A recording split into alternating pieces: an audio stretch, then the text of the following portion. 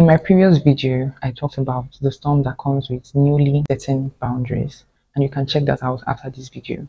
But today, I want to talk about the good stuff. I want to talk about the peaceful, quiet, beautiful reality that comes with finally making the hard choice to have boundaries. So if you are a recovering people pleaser or someone in the beginning phase of setting boundaries, or if you are just someone who just realized that you should have boundaries, then this video is for you.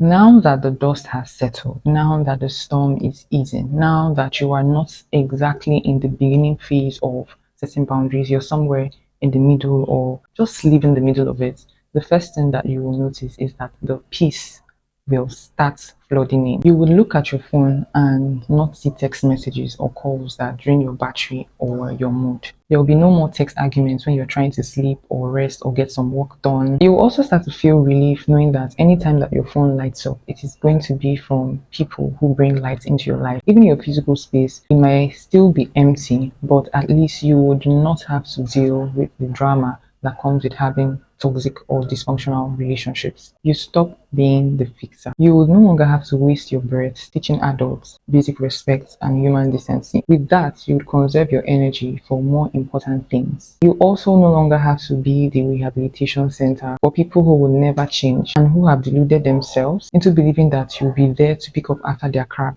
forever. You begin to realize that you can love someone and you can pray for them, but you don't have to ruin your day trying to fix their mistakes. You stop owing anyone unnecessary paragraphs. Of course, there are instances where explanations are needed, but that is not what I'm talking about in this context. When you were much younger, insecure, or a people pleaser, you always wanted to feel accepted, like you belonged, you wanted to be approved by others. And because of that, it was difficult for you to say no to things that you actually didn't want, because saying no would mean that they will not be happy with you, then they won't approve of you, then they won't accept you, then you won't belong to the group or the family. But having boundaries starts with realizing your own worth, your own values, what you like, what you don't like, what you will take and what you will not take. You become okay with not being liked, you become okay with not being accepted, you become okay with being alone, which makes it easier for you to say no to things that you actually don't want. And then sometimes you don't necessarily have to say no. You just let your silence do the speaking, because adults know exactly what they are doing. And sometimes even saying no is wasting your breath. You get your time back. All those hours you spent crying, overthinking, complaining, over explaining yourself to someone dedicated to misunderstanding you, or even texting back and forth to maintain a shaky relationship. You finally get to take your time back and put it on yourself. Once you cut that off, you suddenly have free time. You can use that extra time to sleep, to rest, to start that new project, to build a brand, to build a business, to pour into your hobbies or any other thing that you like. In fact, you can spend that time sitting in a beautiful space, reading a book, that book that you bought 2 years ago, catching dust because you were spending all your time ruminating about a man who was unable to carry you, or all the time that you spend sacrificing your 8 hours of sleep to stay on the phone arguing about the same thing over and over again with someone that, like I said, is dedicated to not understanding you, dedicated to not wanting conflict resolution, but just enjoying the toxicity that comes with the chaos of arguing and arguing. You go to work feeling cranky because you didn't get 8 hours of sleep, you probably slept for 4 hours. But now that this relationship is gone, now that these people are gone, you get your time back. You finally get the time to just sit down and do nothing. And that's okay. Closely related to my previous point would be that you get your money back. Love gives, and if you really love these people that are no longer in your life, it means that you give not just your time but your money, in the sense that you spent money on airtime to talk to them, you spent money on data to text with them, to send them memes, to check out stuff that they sent you, to get them gifts on maybe special occasions like Valentine's Day, Girlfriend Day, Valentine Day, Friends Day, Appreciation Day, 4 month anniversary, and all that. You also spend your money buying the latest bags, the latest shoes, the latest hair to keep up with friends that don't even care about you, hanging out in places that you don't even like, but you're just there because you want to be accepted, you want to feel among, going for that event, going on that trip, going into debt just to keep up with the Joneses. But now you get that money back because they are no longer in your life. You save the money and spend it on things that are actually more important to you, more aligned with what you love and what you will do. And at least for a while, until maybe you have another high value, important, necessary relationship or friendships you will drastically recover the money you've been spending. Your money would be more sufficient for you than it was before. You actually spend money to be in relationships. So yeah, you get your money back or you save up on money. 6 points. You stop settling for crumbs. Your palate will completely change. You will look at breadcrumbing offers and be like, nope, I'm not hungry for that. You will no longer accept anything that smells like disregard, disrespect, or a humiliation ritual. You will be quick to pick up your bag at the littlest sign of disrespect and walk out of that room. You will stop accepting low effort texts, lazy apologies, or people who show up only when they want something from you. And then you would all of a sudden start to allow access to only people who are big on respect and accountability. Because let's be honest, your most high value friendship is still going to hurt you.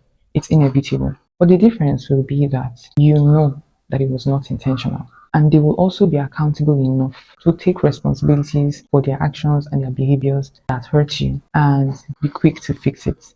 Just like in the previous video, I talked about the urgency test. You will know that they care about you because they won't go 24 to 48 hours knowing that they hurt you and sleep peacefully. The difference will be clear. So you will just not take nonsense pretty much. You will learn to trust your gut. As the course becomes clear, you would have to be forced to learn yourself again because you don't have a choice. All you have to be, there'll be no one else there. With boundaries comes a heavy fall away. Even if there are people there, there might be maybe one or two people at the initial phase. So you would only have yourself. You would have to learn yourself. You have to understand yourself. You have to become your best friend. And if you are a believer, you would learn to befriend the Holy Spirit and lean on Him. With that, you start to learn when something feels off. You start to learn when the Holy Spirit is telling you or leading you in a certain way. Where you once ignored that little warning in your stomach just to keep other people happy, you would start to trust your instincts a lot more and act accordingly. You will not need to get a physical sign before you go with what your gut is telling you. And that's pretty much how you protect your boundaries. You make room for the good stuff. As a believer, you know that God is not going to pour blessings into a hand holding tightly to old dead weights. You cannot put new wine in old wineskin. When you finally let go of connections that required you to shrink or self-destruct, you open up space for better. Even when there are no replacements yet, it is still just so peaceful to have no drama in your life. Point number 9, you find your own strength. You genuinely thought you would never survive without their approval and their acceptance. After the dust settled, the peace came flooding, and you are actually still here, and you are strong for it. You actually did this thing. Like you actually did this thing. Lastly, you finally get what you want, the respect you want, the regard you want, the people who value you, the people who can uphold your standards, the people who can come up hither, the people you can do life with, the people you can do relationship with, the people you can coexist with in peace.